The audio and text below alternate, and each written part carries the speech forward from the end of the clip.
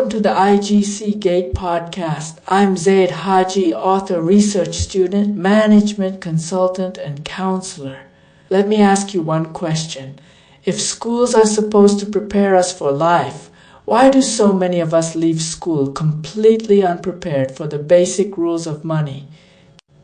You and I both know that real life doesn't come at us in neat chapters. It's uncertain, it's fast, and it doesn't give second chances for our financial mistakes.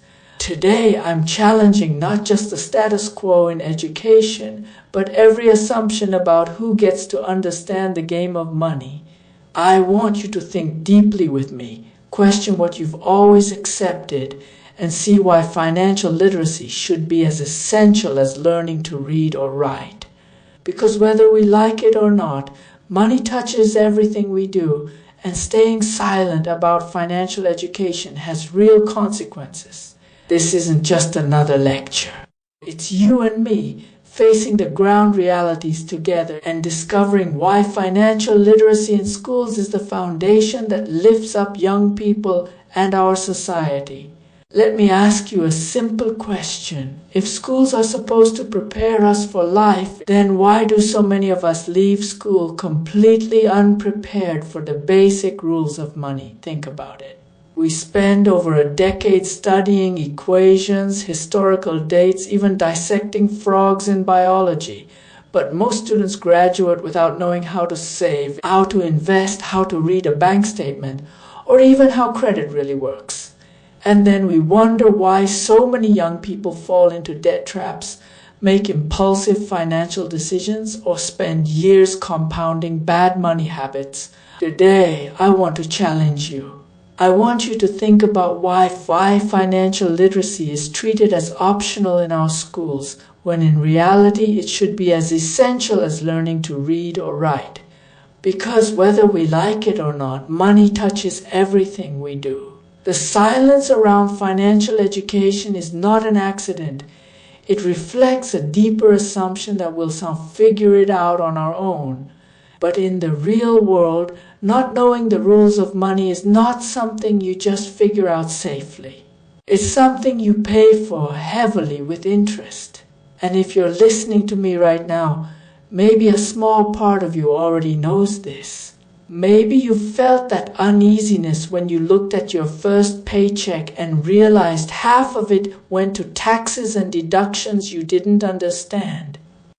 Maybe you saw your parents juggling bills with stress on their faces, or maybe you've been tempted to swipe a credit card for quick relief, only to feel the pinch when the statement arrives. The school system rarely teaches you how to face those moments. And that's why financial literacy matters in schools. Because without it, we are setting young people up, maybe even you, for lives of financial confusion, dependency, and struggle. And I don't know about you, but I think we deserve better. The gap between school and life. Here's the biggest irony. We pride ourselves on developing well-rounded students, yet we often fail at equipping them with one of the most practical, universally needed skills, how to manage money. A graduate might walk out knowing how to calculate the area of a parallelogram, but have no clue how an interest rate will eat away at their income. They might have written essays analyzing Shakespeare, but never been asked to draft a simple personal budget. And this gap is dangerous. Because the world doesn't wait for you to catch up on financial skills. The moment you turn 18, you're bombarded with options that demand financial awareness, student loans, credit cards, car financing, even that first job contract. And if you're not literate in money, the world takes advantage of that. I remember reading Robert Kiyosaki's Rich Dad, Poor Dad for Teens, where he makes the point that schools train us to be employees to work for money, but they don't train us to think like employers, investors, or creators. And he's right. The default system produces students who know how to study for exams, but not how to study their own bank statements. It teaches students how to pass tests, but not how to pass through life's financial challenges. This isn't just an academic problem, it's a societal one. When young people lack financial literacy, the results ripple outward. Rising personal debt, delayed home ownership, financial anxiety, and entire generations living paycheck to paycheck. Imagine if we had classrooms where students not only solved math problems but also learned the math of life, the interest on a loan, the power of compound growth, the cost of delayed saving. Isn't that more transformative than memorizing another formula we'll never touch again? What financial literacy really means, let me unpack this. Financial literacy is not about making kids become Wall Street traders or real estate moguls. It's about survival. At its core, financial literacy means understanding how money flows through your life. It means knowing the difference between assets and liabilities, what brings money in and what drags money out. It means building habits of saving before you spend, of thinking long-term instead of short-term, of seeing money as a tool you control rather than a force controlling you. Think of Zayd Haji's book, Zayd's Rules, Business and Money for Life. The entire premise is simple but powerful. We need to choose whether we want to remain lifelong employees, tied to a cycle of working for others, or dare to shift toward becoming employers, creators, or business owners. And that shift doesn't begin when you're 40.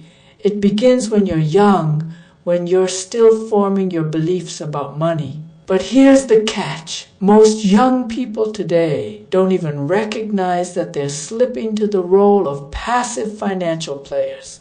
They take student loans because that's what you're supposed to do. They get a job because security matters. They buy things on credit because everyone does. They don't question the system, and why should they? Nobody introduced them to the rules. Imagine instead a classroom where students are told, hey, if you save 100 rupees a month at age 16, by the time you're 40, you could have tens of thousands of rupees simply because of compound interest. Or a classroom where a teacher makes students run a mock business, teaching them cash flow management and understanding profit and loss. Or simply a classroom where money is demystified, where instead of just idolizing rich people, students learn the mindset behind wealth creation. That's financial literacy, and it should not be considered extracurricular. It should be as core as geometry and history, because without it, everything else in life becomes harder. Why schools avoid it? Now, here's the controversial part. Why don't schools teach this? Is it an oversight or by design? Some would argue it's systemic. Schools are built to create obedient workers, not independent thinkers. If you know how to manage your own money, you're less dependent on the system. And that's a threat to institutions that profit from financial ignorance, banks, credit card companies, even predatory loan structures. That might sound cynical, but let's be real. Ignorance is profitable. When you don't understand compound interest, debt is lucrative for someone else. When you don't understand investments, you avoid them and the wealth gap widens. When you don't learn how to critique an employment contract, companies get away with underpaying. Financial literacy is not just education, it's empowerment. And empowerment can be uncomfortable for the status quo. But let me put it another way too. Teachers themselves often weren't trained in financial literacy.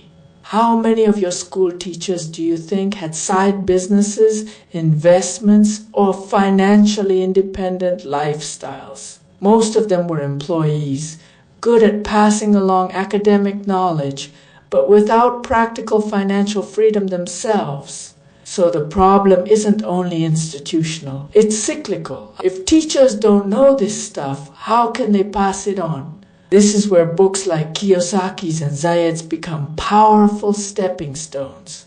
They break this cycle by giving young people alternative lessons, ones that tell them it's possible to think differently about money, that wealth is not about luck but rules and rules can be learned. And I believe schools should catch up by embedding these lessons systematically, not leaving them up to chance or to the lucky kid who stumbles upon these books. The psychological side of money. Now let's dig deeper, because money is not just numbers, it's psychology. If money were only about math, no one would overspend. No one would fall into debt. No one would chase short-term pleasure over long-term stability. But we do. And students, especially raised in a culture of instant gratification, face this head-on. Here's what schools miss. Financial literacy is not just about teaching money, it's about teaching discipline, delayed gratification, and values. Think about Zayd's rule of aligning money with life choices. If you don't know your values, you'll always buy things to keep up, to impress, to escape. But if you know that your goal is stability or freedom or entrepreneurship, then your money habits reflect that intention. That's financial psychology. Imagine if 15-year-olds were taught not just how compounding works, but also how advertising manipulates your desires. Or if they were given experiments where they practiced patience, choosing to wait for a bigger payoff rather than grabbing the small reward now. These are life skills, not just financial skills. And they bleed into everything. Relationships, career choices, even mental health. That's why we can't treat financial literacy as just money talk. It's character education, it's self-awareness. And students who learn this become not just richer in money, but richer in autonomy. Breaking free from the paycheck mentality. I want to challenge you here. Ask yourself, are you being trained mainly to earn a paycheck or to build a life? There's a huge difference between the two. Paychecks are survival. Building a life is freedom. And the foundation of that freedom is financial literacy. Kiyosaki put it bluntly, the rich don't work for money, money works for them. That statement is provocative because most people are stuck in the mindset of study hard, get a good job, climb the ladder. That may have worked in the 20th century, but in this century we're living in an economy where job security is fragile, industries shift overnight, and inflation eats stagnant wages. If the only financial training you get is how to earn a salary, you'll always be chasing. Financial literacy integrated into schools would challenge this paycheck mentality early. It would open doors for students to consider entrepreneurship, to practice investing, or at least to approach careers with both income and financial independence in mind. And even for those who remain employees, being financially literate means they're employees with options, not trapped, but choosing. What can schools actually do? So what would it look like if schools took financial literacy seriously? Basic money management. Teach kids how to budget, save, and understand needs versus wants. Banking and credit.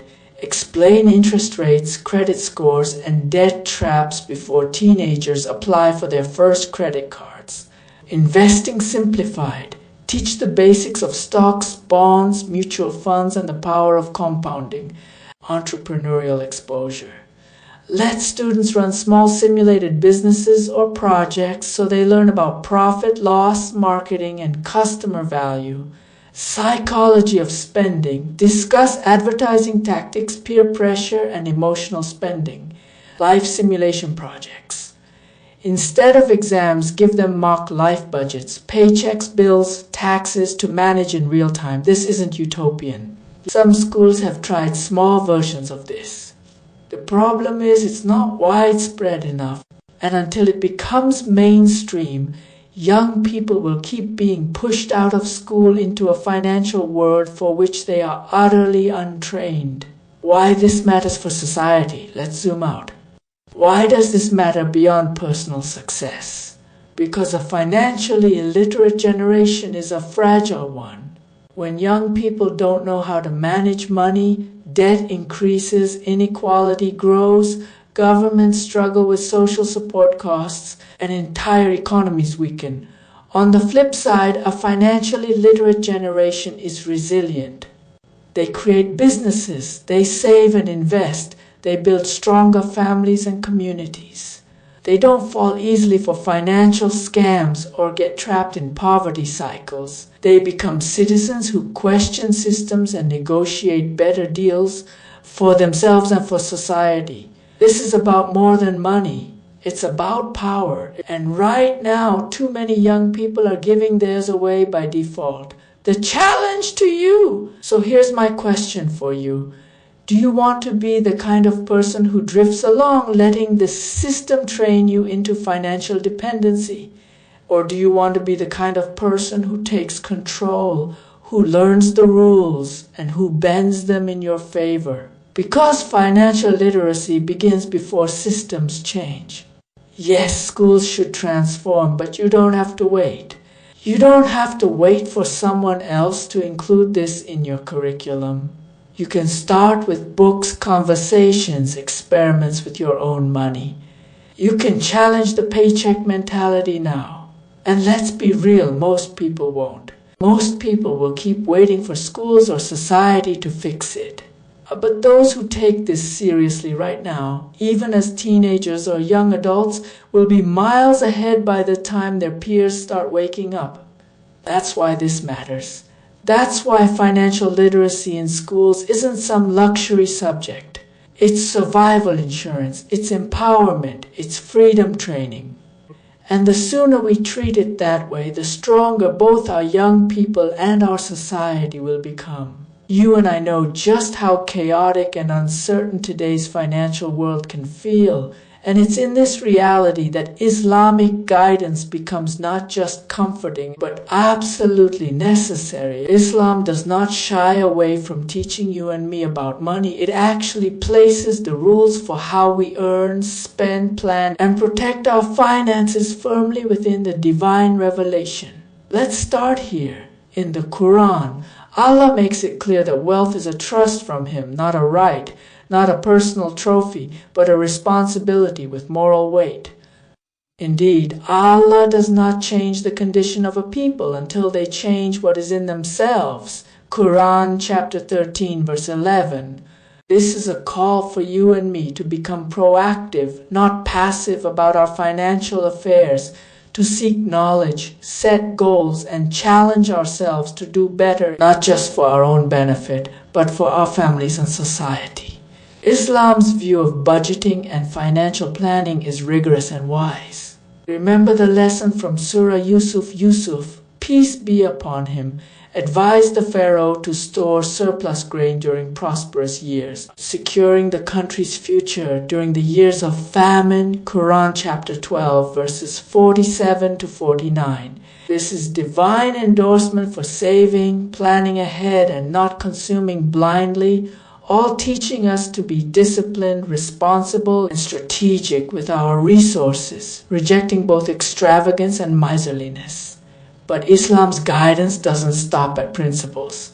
The Prophet Muhammad, peace be upon him, set powerful examples. He said, the best, most pure food that a man eats is that which he has earned himself, and a man's child and his child's wealth is part of his earnings. Sana Un-Nasai 4450. This affirms the deep dignity in earning your livelihood and providing for your family, making financial literacy and self-reliance not just wise but deeply sacred. Yet the messenger, peace be upon him, also warned sternly against carelessness with debt. Whoever takes people's money with the intention of repaying it, Allah will repay it on his behalf. But whoever takes it in order to squander it and not repay, Allah will destroy him. Sahih Bukhari 2387. Islam forbids reckless borrowing and commands us to uphold trust in financial transactions. This is a challenge for all of us to face reality, to live within our means, and to never settle for comfortable ignorance. You and I are called to a life of balance and benevolence. We are taught, and if the debtor is in difficulty, give him time until it is easy for him to repay. But if you forgive it as charity, that is best for you if only you knew. Quran chapter 2 verse 280. This verse reminds me and you that money is also a tool for compassion. Our duty is not only to secure our own future, but also to lighten the burdens of those around us. Giving too is elevated. The Prophet, peace be upon him, said, "The best dinar spent is one spent on your family." Sahih Muslim 995a. And he advised, "It is better to leave your heirs rich than to leave them dependent on others." Bukhari 2742. This is a command for you and me to invest, to save, and to act with foresight for dignity, not just for ourselves, but for those who will come after us. Fundamentally, Islam's approach to wealth is spiritual as well as practical. The Messenger, peace be upon him, said, "Verily there is a trial for every nation, and the trial for my nation is wealth." Sunnah Tirmidhi 2336. You and I are challenged not to be enslaved by materialism, but to seek contentment, integrity, and gratitude, never forgetting to use our financial acumen for Allah's sake. So I ask you and I ask myself, will we be content to drift, ignorant and unprepared, or will we rise and take accountability for the trust Allah has placed in our hands? The Quran and Sunnah say this clearly. Mastery over money is not just a worldly skill, but an act of worship, a path to dignity, and a duty to our Creator. The next step is ours together as believers, as thinkers, as stewards. Financial literacy is not merely the key to surviving this world, but to thriving, preserving our faith, uplifting our families, and building a legacy that endures beyond wealth itself. Let's answer the call. Let's act. Allah is with us, so let's be worthy of this trust. Thank you for joining me today on the IGC Gate Podcast. I'm Zayd Haji, and as an author, research student, management consultant, and counselor, I see every day how the neglect of financial literacy creates silent struggles and missed opportunities. If you're listening to me right now, and you feel that uneasiness, the sense that nobody ever taught you these rules, you're not alone. You and I have a choice. Will we drift along, letting the system decide whether we stay dependent, or will we take control, learn the rules, and build the kind of life we truly deserve? True education is about empowerment, and financial literacy is survival insurance, freedom training for the realities we all face.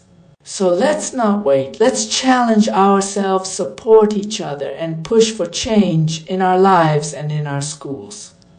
Until next time, keep questioning, keep learning, and keep investing in knowledge that sets you free.